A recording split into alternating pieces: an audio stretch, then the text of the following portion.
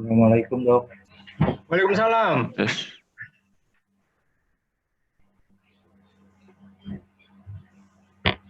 Assalamualaikum dokter. Waalaikumsalam. Sehat dok. Ya, baik. Sebelum kita mulai, mahasiswa suruh pimpin doa dulu dah, ya. Salah seorang pimpin doa. Izin ya dok. Ya.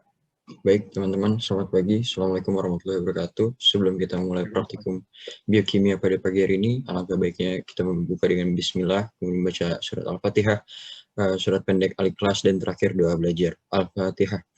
Bismillahirrahmanirrahim. Alhamdulillahirabbil alamin, arrahmanirrahim, maliki yaumiddin, iyyaka na'budu wa iyyaka nasta'in, ihdinas siratal mustaqim, siratal ladzina an'amta 'alaihim ghairil maghdubi 'alaihim waladdallin. Kemudian membaca Al-Ikhlas.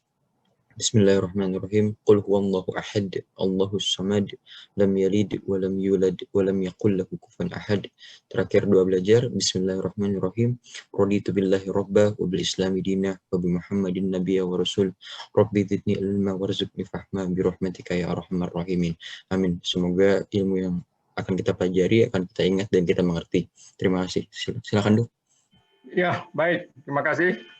Kita awali praktikum respirasi ya. Coba salah seorang baca di modulnya penuntunnya. Silakan.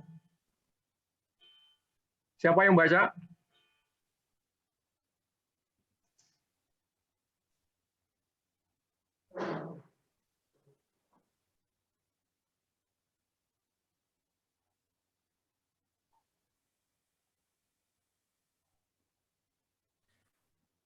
Sudah izin Ya, silakan membacakan Dok. dibaca. Izin membacakan Dok. Ya, silakan. Petunjuk praktikum sistem respirasi hemoglobin. Pendahuluan, hemoglobin merupakan protein yang terdapat di dalam sel darah merah atau SDM, atau red blood cell, dan berfungsi antara lain untuk pertama, mengikat dan membawa oksigen dari paru-paru ke seluruh jaringan tubuh. Dua, mengikat dan membawa karbon dioksida dari seluruh jaringan tubuh ke paru-paru.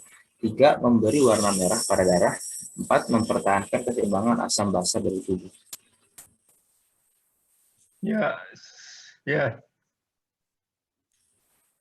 Hemoglobin merupakan protein tetramer kompak yang setiap monomernya terikat pada gugus prostetik hem dan keseluruhannya mempunyai berat molekul 64.450 dalton.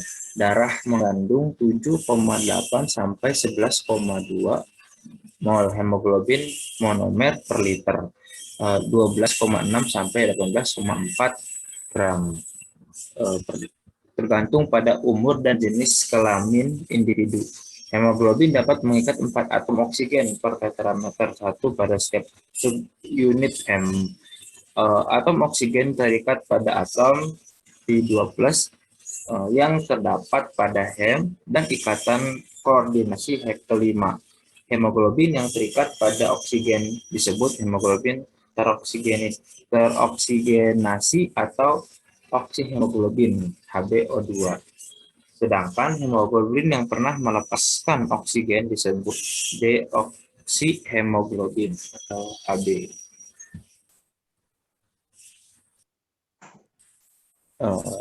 Hemoglobin juga dapat mengikat gas hasil pembakaran yang tidak sempurna, yaitu karbon monoksida CO, dan disebut karbon monoksida hemoglobin HbCO. Ikatan hemoglobin dengan karbon monoksida 200 kali lebih kuat daripada ikatan Hb dengan oksigen, dan akibatnya Hb tidak dapat lagi mengikat, membawa, dan mendistribusikan oksigen ke jaringan. Beberapa derivat dari hemoglobin, misalnya oksi Hb, Hb, dan HbCO, dapat dibedakan dengan melakukan pengenceran, dan pengenceran ini oksi Hb terlihat berwarna merah kekuning-kuningan, Hb berwarna merah kecoklatan, dan HbCO berwarna merah terang atau karmintin. Ya, sebentar, tunggu dulu ya. Baik. Jadi ini di dalam darah ada hemoglobin ya. Hemoglobin itu bisa mengikat oksigen. Ikatan oksigen dengan hemoglobin disebut oksihemoglobin. hemoglobin juga bisa mengikat gas karbon monoksida (CO). Ya. Ikatan hemoglobin dengan karbon monoksida disebut karbon monoksida hemoglobin atau COHB atau karboksi hemoglobin. Ini ikatan hemoglobin dengan karbon monoksida CO, ikatannya jauh lebih kuat dari ikatan hemoglobin dengan oksigen. Artinya apa? Banyak orang atau keracunan gas CO, karbon monoksida. Di mana terjadi gas CO? Gas CO terjadi pada pembakaran yang tidak sempurna. Ya. Pada gas-gas buangan, ya. Kalau terjadi keracunan CO, karbon monoksida, maka penderitanya ditarik keluar dari ruangan itu dulu ke ruangan yang segar. Dan diberikan pernapasan buatan agar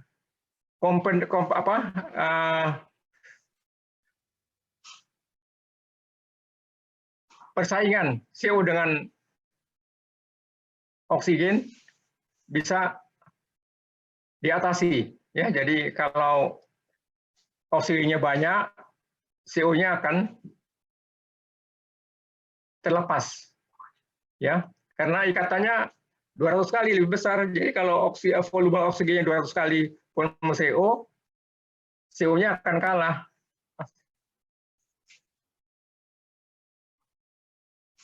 Jadi kalau ada keracunan CO, tarik pasiennya dari daerah di tempat di mana keracunan ke udara segar. Kalau mungkin ya diberikan oksigen ya, agar CO-nya terlepas. Baik.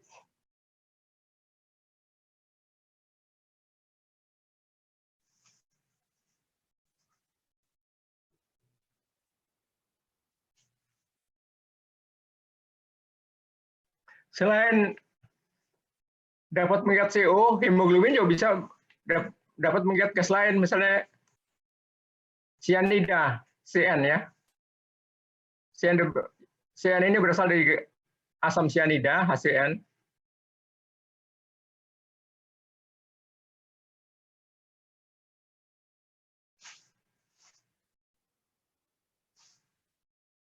Ikatan cyanida atau CO dengan hemoglobin disebut cyan-methemoglobin.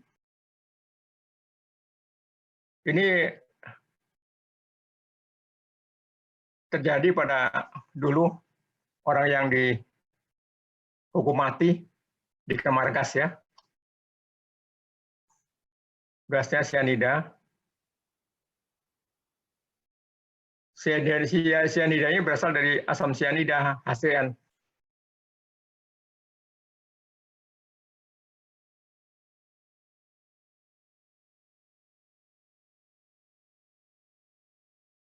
Ya, ini derivat-derivat HB ini bisa dibedakan satu sama lain mengenai warnanya ya. Jadi HB CO atau COHB dengan oksi HB bisa dibedakan dengan cara pengenceran.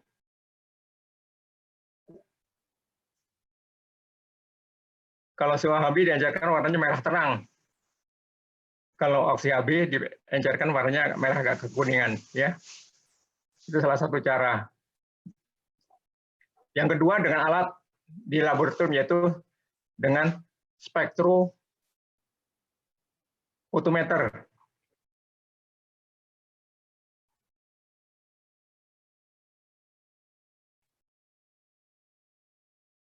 Jadi satu molekul hemoglobin dapat mengikat 4 molekul oksigen ya. Karena hemoglobin terdiri dari 4 protein ya. Di hemoglobin tuh ada 4 protein, tiap protein bisa mengikat 1 molekul oksigen. Jadi 1 molekul hemoglobin dapat mengikat 4 molekul oksigen.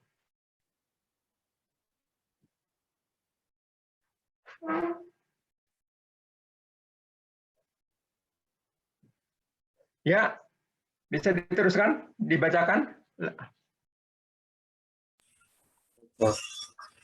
Ya, silakan.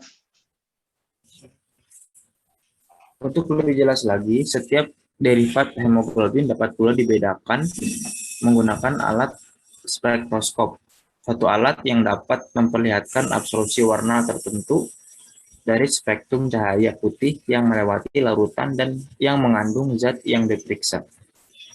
Bila satu larutan berisi suatu zat diletakkan antara alat tersebut sumber cahaya, maka akan terlihat daerah pita berwarna hitam pada bagian spektrum terjadinya penyerapan warna tersebut.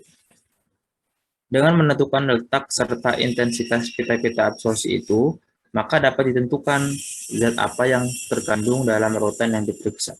Pada spektroskop yang tidak dilengkapi dengan skala panjang gelombang cahaya, letak pita absorpsi itu ditentukan dengan membandingkan dengan garis-garis Fraunhofer. Itu akan terletak pada perkiraan B sama dengan 687 MU, C sama dengan 656 MU, D sama dengan 589 MU, B sama dengan 517 MU, F sama dengan 486 MU, dan G sama dengan Ya, silakan. G sama dengan 431. Ini MU itu milimikron ya. MU milimikron sekarang nggak dipakai lagi. Milimikron sekarang diganti nanometer ya. Jadi MU dulu itu MU singkatan dari milimikron, satuan panjang. Sekarang milimikron diganti dengan nanometer ya. NM. MU diganti dengan M, milimikron diganti dengan nanometer ya. NM.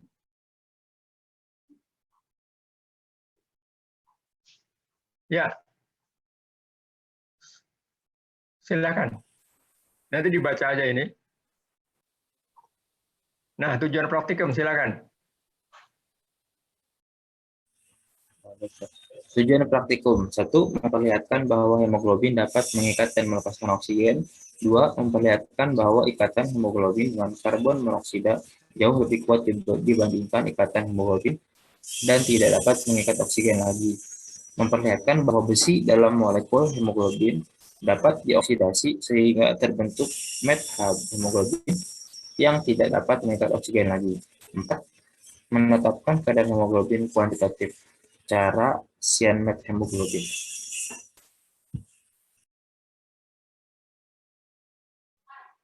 Iya, silakan. Percobaan 1. Percobaan 1. Uji oksihemoglobin dan deoksihemoglobin. A. Tujuan. Membuktikan hemoglobin dapat mengikat oksigen membentuk oksihemoglobin HbO2 dan dapat terurai kembali menjadi O2 dan deoksihemoglobin. B. Dasar. Dalam keadaan tereduksi, Fe dalam molekul hemoglobin dapat mengikat dan melepaskan oksigen tergantung pada tekanan O2 dan CO2. Hb Fe2 plus ditambah plus O2 Hb Fe2 plus O2 di oksihemoglobin. C. Bahan dan reaksi. 1. Darah segar. 2. Reaksi struk mengandung FeSO4 2% dan asam tartat 3%. 3. Larutan NH4OH.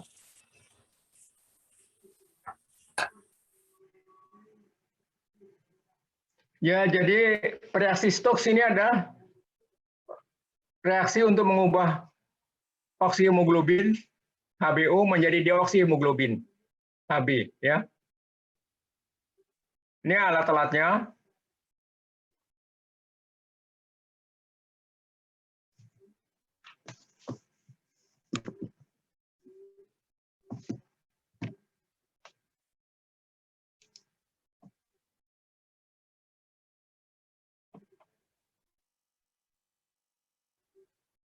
Ya, silakan teruskan.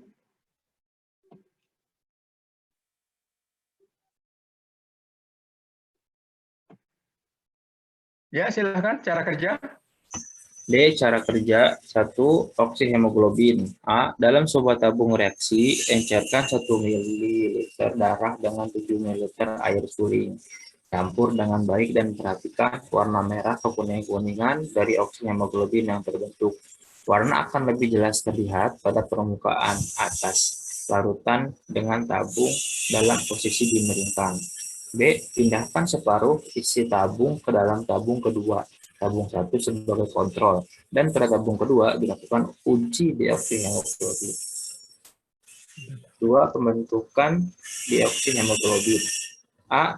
Isi tabung ketiga dengan 2 ml per reaksi, struk dan tambahkan NH4OH secukupnya untuk melarutkan endapan yang terbentuk semula.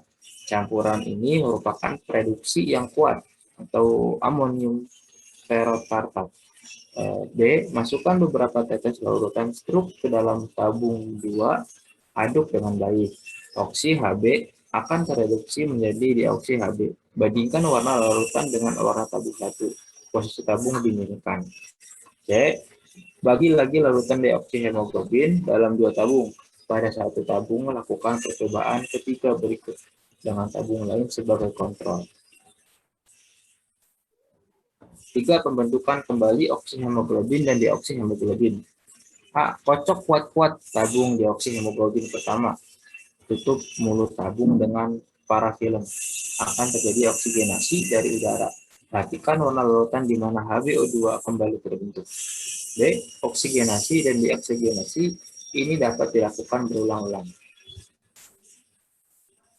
Ya, untuk teknisnya silakan dari staf atau Mas Reno atau Mas Iqbal tolong didemonstrasikan kepada mahasiswa. Bisa?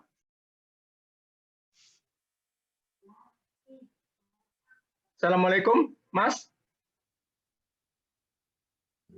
Waalaikumsalam, dokter. Bisa didemonstrasikan mengenai ini, oksi Untuk HB dan deoksi HB? demo videonya belum ada, dok. Jadi kita kemarin dokumentasi via foto aja, dok. Oh, begitu. Iya. Ya sudah. Ini untuk hasilnya, dok. Iya. Ya, baik. Ya, teruskan aja. Dibaca.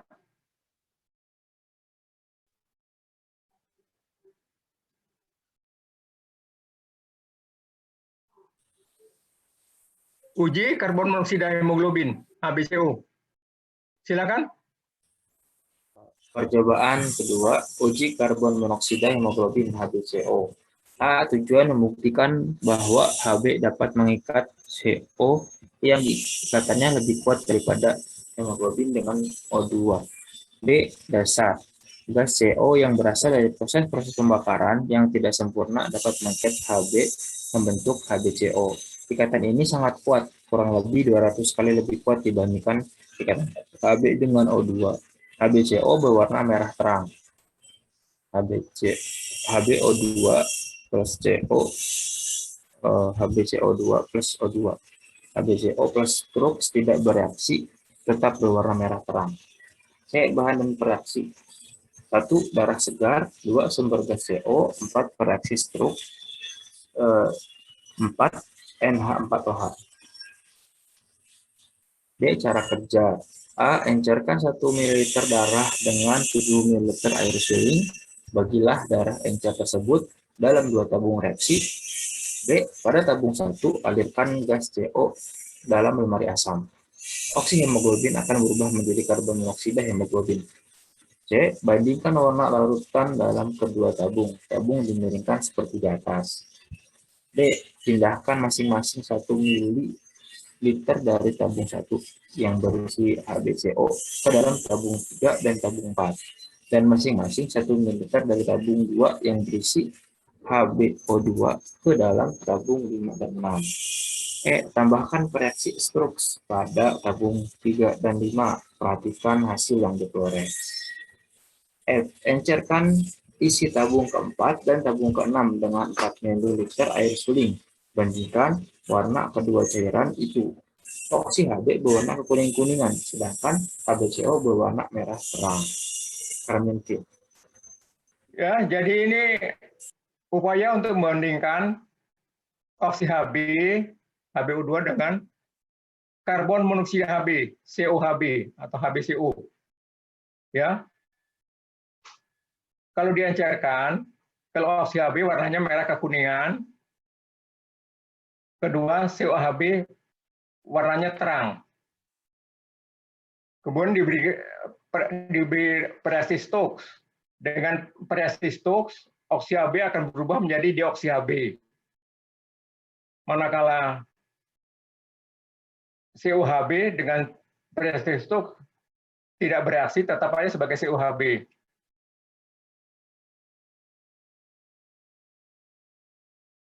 Jadi pertama diencerkan, kalau oksi Hb diencerkan menjadi merah kekuningan, COHb diencerkan merah terang. Kedua dengan variasi Stokes, oksi Hb dengan variasi Stokes akan berubah menjadi deoksi Hb, manakala COHb dengan variasi Stokes tidak bereaksi. Warnanya tetap merah terang.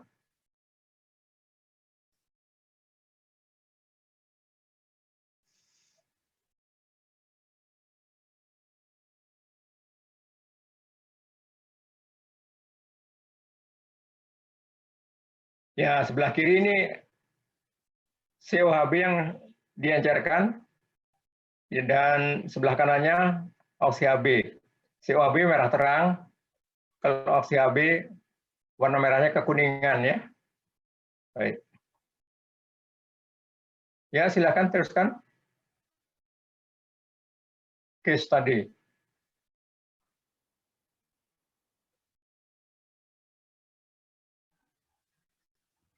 Izin dok, jadi untuk percobaannya sudah selesai sampai HBCO. Kalau dari penonton praktikumnya dok, jadi ini mau dilanjutkan ke tanya jawab atau langsung ke studi kasus dok? Ya, studi kasus. Langsung aja ke studi kasus. Berarti Jadi, seperti biasa kita bagi kelompok-kelompoknya dok ya? iya, baik. Bagi Di aja. sini, di sini sudah ada dokter Putra dok, jadi kita bagi 3 kelompok besar dok ya? Oh ya, baik, baik. Dokter Putra, silakan dok. Ya, izin dok untuk Ya, silakan, Dokter menjelaskan Putra. case tadinya. Ya. Ya, Bismillahirrahmanirrahim. Assalamualaikum warahmatullahi wabarakatuh. Waalaikumsalam warahmatullahi wabarakatuh. Jadi ini nanti ada 3 kasus. 3 kasus ini akan kita bagi 3 kelompok. Jadi untuk kasus pertama itu, jadi ada kasus sebenarnya ini yang kita ambil dasar dari kejadian yang nyata yang pernah ada dulu sebelumnya, yaitu suatu berita di media massa telah terjadi pembunuhan di Jakarta Timur, 11 korban disekap di dalam suatu ruangan sempit di dalam kamar mandi tanpa ada ventilasi dan exhaust tidak menyala.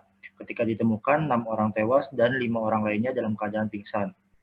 Nah, ini kita anggap kita melakukan pemeriksaan darah segar seketika korban ditemukan dan didapatkan warna merah kecoklatan bila dibandingkan dengan orang normal pada korban yang sedang dalam keadaan pingsan. Nah, yang perlu diperhatikan di sini satu, kami harap dari mahasiswa semuanya dapat menjelaskan interpretasi hasil pemeriksaan darah tersebut. Yang kedua, apa kemungkinan yang menyebabkan ditemukannya darah berwarna merah kecoklatan? Dan ketiga, apa kemungkinan warna darah setelah korban diberikan terapi oksigenasi? Untuk case yang kedua, suatu sore di basement pusat perbelanjaan ditemukan 2 orang dewasa dengan kesadaran menurun dalam mobil yang sedang menyala dan AC dalam keadaan aktif. Korban pertama tampak tidak merespon dengan GCS E1 V1M1 dan korban kedua merespon dengan rangsang nyeri dengan GCS E2 V3M4. Nah, pada saat pemeriksaan darah seketika kita anggap ada pemeriksaan darah segar seketika korban ditemukan, didapatkan warna merah terang pada korban yang sedang dalam keadaan kesadaran menurun tersebut. Nah, yang kami diskusikan dengan mahasiswa diharapkan dapat menjelaskan interpretasi hasil pemeriksaan darah tersebut itu apa, lalu apa kemungkinan yang menyebabkan ditemukannya darah berwarna merah terang, lalu apa kemungkinan warna darah setelah korban diberikan terapi oksigenasi. Itu untuk case yang kedua. Dan yang case yang ketiga, Ini seorang laki-laki berusia 35 tahun, korban kecelakaan motor dengan fraktur terbuka pada os femur sinistra. Korban mengalami keterlambatan penanganan sehingga banyak kehilangan darah. Saat dalam perjalanan evakuasi oleh tim medis ke rumah sakit, pasien tampak berangsur makin lemas, sesak, dan bicara meracau. Selanjutnya, tim kesehatan melakukan pemeriksaan tanda vital dan didapatkan hasil frekuensi nadi 120 kali per menit, frekuensi nafas 26 kali per menit, tekanan darah 80 per 60, dan suhu 36,7. Nah, kita anggap juga dilakukan pemeriksaan darah. Pada saat pemeriksaan darah, seketika korban ditemukan, didapatkan warna merah kekuningan. Tidak jauh berbeda bila dibandingkan dengan orang normal pada korban kecelakaan.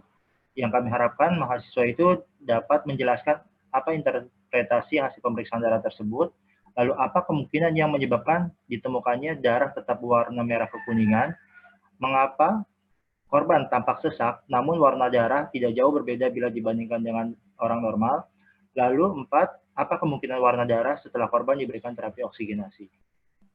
Seperti itu. Ya, Terima kasih Dr. Putra. Selanjutnya mahasiswa nanti akan dibagi 3 kelompok. Silakan di screenshot dulu aja karena ini pembagian kelompoknya sangat random ya dok.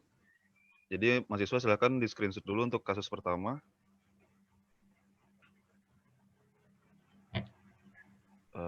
Sudah. Selanjutkan untuk kasus kedua silakan di screenshot.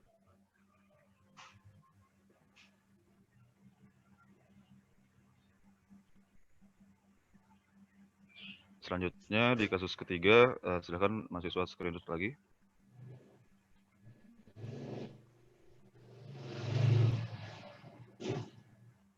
Ya. Kalau sudah, kita bagi kelompok kecilnya ya Dokter Kartono, izin dok. ya, silakan.